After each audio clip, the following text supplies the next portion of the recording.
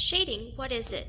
Shading, as we will be using to create forms to make them look 3D.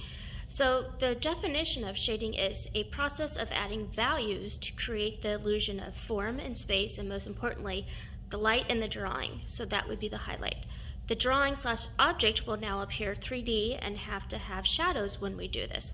So this is called the value scale, and when we're shading anything, we always have really, really dark, so that's basically black. We go through our medium colors, so the medium would be in the middle, and we go all the way to light. So the light part is a little bit of white that would be shown on our objects, and that would be considered the highlight. So on the opposite side of the object would be the darkest value. So here's just a little tiny cartoon drawing I've done of this lamp that is shining on our forms here. And you can see this would be the highlighted area where it's the lightest, and then as we go, it goes to medium values and all the way to dark on the opposite side. So if light is on this side, which is the right side, the shadow will be on the left side. And then here are a few that I have done in charcoal, so it's really dark. So you can see the light source is the little sun I've drawn. So this back side of all the objects are where it's going to be lighter. So coming this way, it's going to be darker.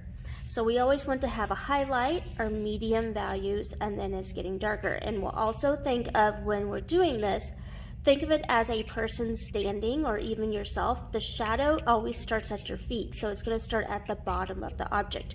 It's not going to be up here at the top in open space.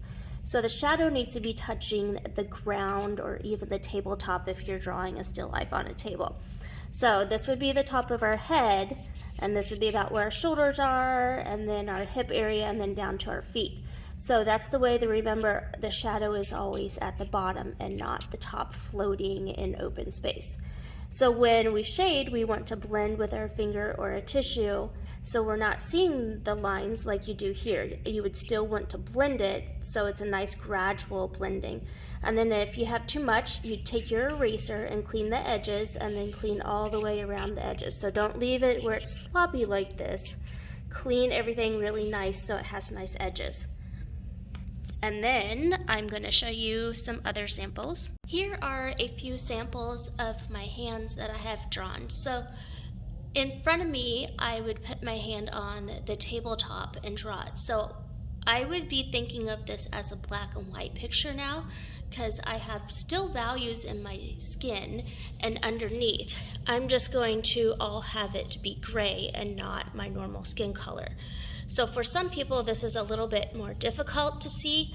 It does help if you really need to take a picture of your hand and turn it into then the grayscale, so you could see the shadow of it and where the highlights would be. Remember, highlights are the top surface areas where the light is touching the object, and underneath will be the darker part. And then here's a couple of other things I've done. Just some tissues. Here is a shoe that I've done, and another shoe. So you can see I have highlights, which are those very light areas. So it's kind of like, if it's a metallic surface, it's going to be super shiny. If it's a more softer cloth, you may not see it quite as well. One thing is turn all the other lights off and just have a one light source shining on it, so you don't have several shadows. Whereas this boot, you can see I had a couple of different shadows because I had a couple of different lights shining on it. So one light source is easier to see our shadows. Also, if you have a dark tabletop, you may want to set a piece of white paper underneath your object, so then you could see the shadows. It'd be a little bit harder to see the shadows on this if you had say a black countertop that you had your hand resting on. So just even a white piece of computer paper would work for putting your objects on, so you could see how the shape is of that shadow.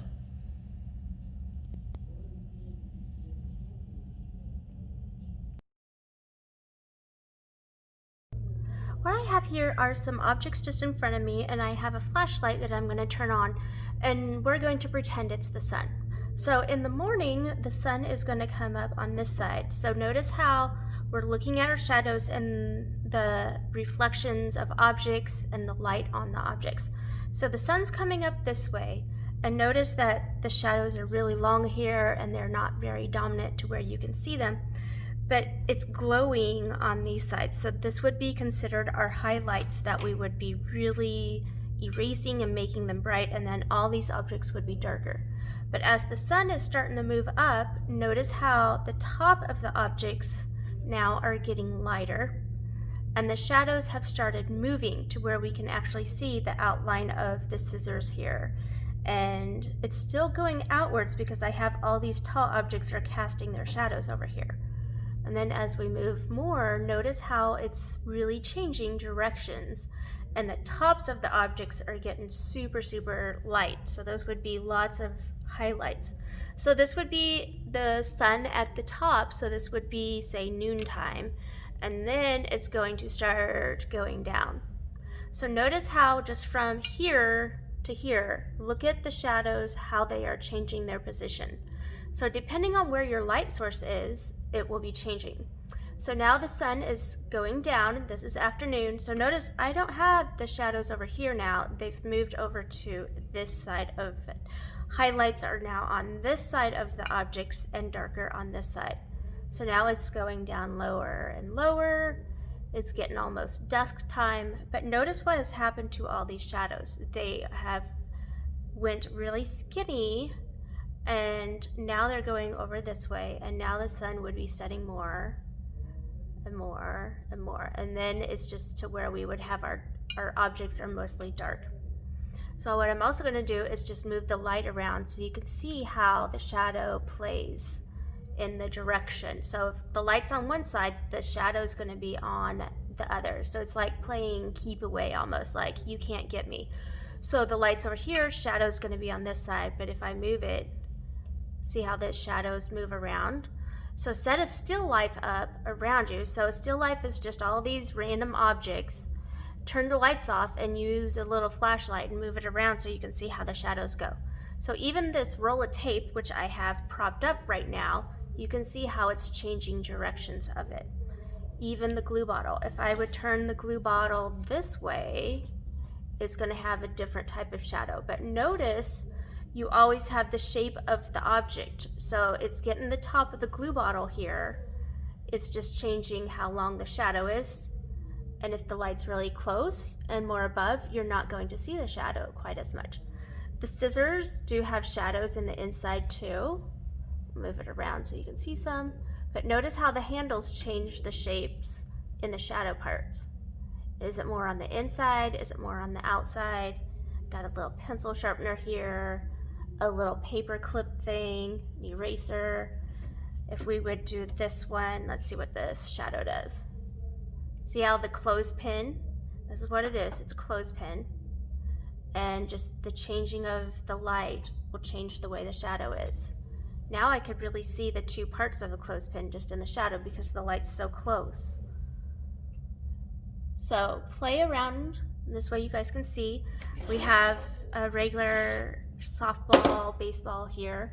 You can see it's really light on one side and the other side has a big shadow. If I have it straight on the side, it's really long, and now it's becoming shorter because the shadow is underneath and the light's on top. The light's moving a different direction, so now the shadow does. So when we draw these things out, see how that has that super shiny reflection on? That's where the highlight will be. These will be grays, and then it will get into the really, really dark part. So play along, see how you see your shadows.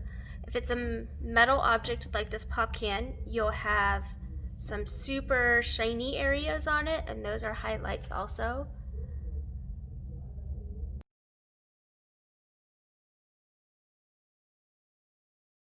I'm going to work on showing you how to shade objects, and I'm just going to do a little bit of a demonstration here. So what I'm going to do is you need a pencil, some type of eraser when we're shading. You can have a tissue to blend, or you could use your finger. You could have a kneaded eraser.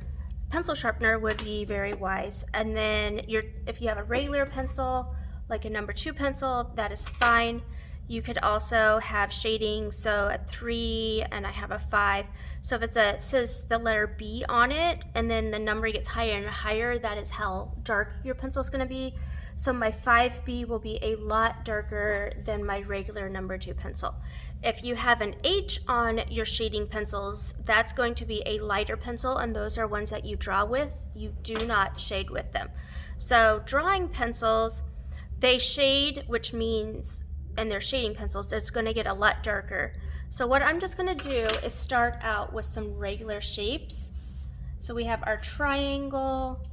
I'll do this little square here, and then a circle, and then let's see, let's just do this guy here. And I'm going to make them 3D now. So let's say this is my vanishing point. The lines will go this way. And in other videos to come, I will show you how to do 3-dimension objects. This one, I'm just going to keep a curve because I want it to look like a ball. But if I wanted it to be more of a cylinder, we would have our edges go and put the curve there. Now I'm going to go this way.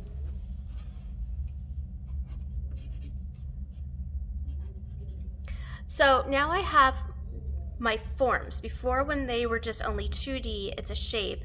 Adding a dimension, the sides to it, that is going to make it 3D. What I'm also going to do now is just make this my sun. So this is my light source.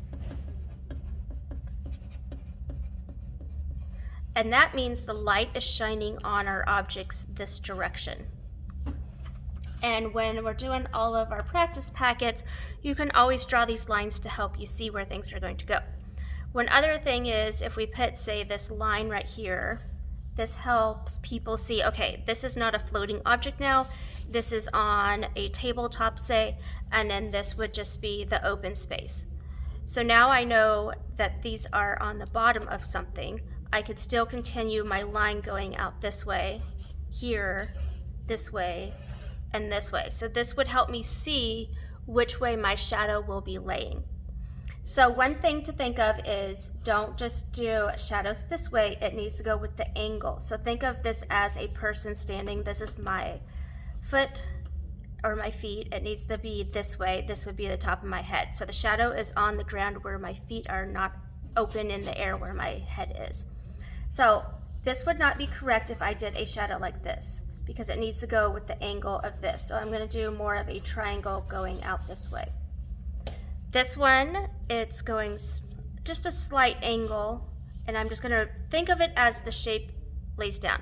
So if I had a glue bottle here, it's the same shape as if I laid down the glue bottle. It could be stretched out, it could be squished together, but I still would have that part of that. So if you're standing outside and you open up your arms, you would have your shadow opening up its arms. So straight across. This one, it's a curved object, so I'm going to start on the bottom part and curve it so it has a curved shadow, but it's going this way. This one tricks people up because sometimes they may do something like this. This is not correct because we have the long part right here, so it needs to be the long part right here. Then they're like, okay, it's just a square. I'm going to fill it in. It's not just a square because we have an open space right here. So plan your pictures or your shading out, and I'm going to erase this so I don't forget. And then what you're going to do is think about where it is lighter and where it's darker. So I'm just going to shade these in with my pencil that I have. And instead of just holding it like my regular pencil, I'm going to lay it down on its side so it has more to get on there faster. And you're like, she's just scribbling it on there. I'm filling all the area in right now because this is the lightest and this will be the darkest. And I'm going to go back and make it smooth. I can pick up my really dark pencil. So anything at where, say, our feet would be is going to be super, super dark in the shadow, and then it's going to get lighter as we go out. Same thing here, really, really dark, and then it's going to get lighter as it goes towards the object. And then I'll just go ahead and do this. I'm going to take my tissue, or you could use your finger, and we're going to blend But you shouldn't have to do too much because you should be putting all that on already with your pencil. So if it's just a whole big scribble and you're like, nothing's going on there, it's because you didn't put enough pencil lead on there. Also, don't just go like this and smear it because you need to then clean the whole area up. Just concentrate in that area that you have it shaded.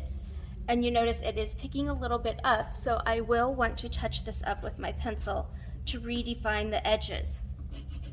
So anytime you shade, you're always going to blend it, and then you'll go back in and put more values in it.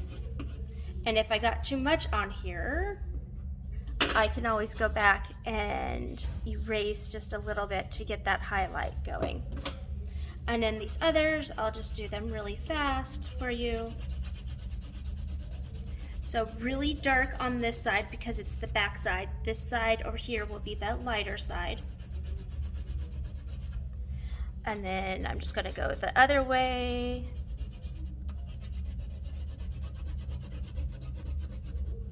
And then I will need to work on the other parts of lighter values. And this did have a very tiny side. So go back in, blend with the way the object goes, find the contour of the object. So on this one, I'm not gonna go straight, I'm gonna follow it with a curve. Go back, clean your edges up. And you can shade with a mechanical pencil, it just makes it take a lot longer to do.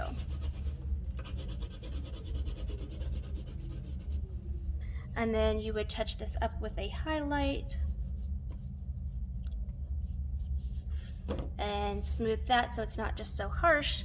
Here, I'm going to not go straight across, I'm going to curve.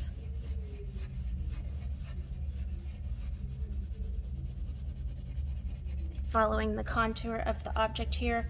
I'm going to get lighter as I go towards the highlighted area.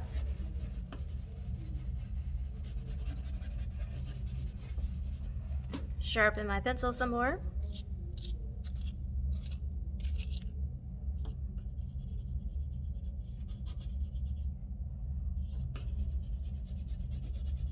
I'm just going to keep layering back and forth.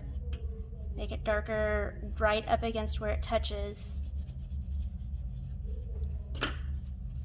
Smooth it. I'm going to start with the shadow first. Then curve, because it's a curved object, and I'm going to get lighter as I go towards the top of that. And because I got all yucky here, I could pick up my eraser, clean the area off so it looks all nice and crisp, because we don't have shadows just lingering around our edges of us. If you have a kneaded eraser, what that means is it's an eraser not quite like this, but it will take some shading off of it, and you knead it to refreshen it. And then you can pull your highlights back out. And then it gets all the lead on it, so you just re-wedge it or knead it. You can fold it so it has nice crisp little edges to clean up right around the edge of it. And don't just go right around the edge and not the rest of the area, because it will look like you're giving it a glowing effect. And then this last little guy, we have, oops, still the glue bottle in the way. Fill this in, because this is really dark on this side, because the light is on the opposite side. Remember to get the shadow shape correct.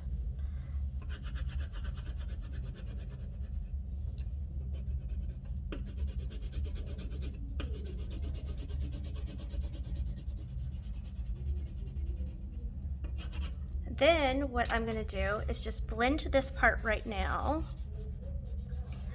And because my tissue keeps having some on it, I'm just going to blend that into the other area so I don't have to shade it with my pencil quite as much. Get those little lighter areas. So I'm going to use my kneaded eraser to pull back some of those highlights. If you have a regular eraser, that's fine. But I want this area to be nice with that highlight. And then I'm going to do that same on the top and go over here, because this area is also getting the sun shining on it. Pull out that highlight, I could touch it up just a little bit. Darken this area. Because remember, we took some off with this, so we need to just make everything just look a little bit crisper. And then I'm going to go back with my regular eraser and clean everything up. So we have some nice edges. This is that halo effect I was talking about. Don't just do that. Keep cleaning your paper the rest of the way.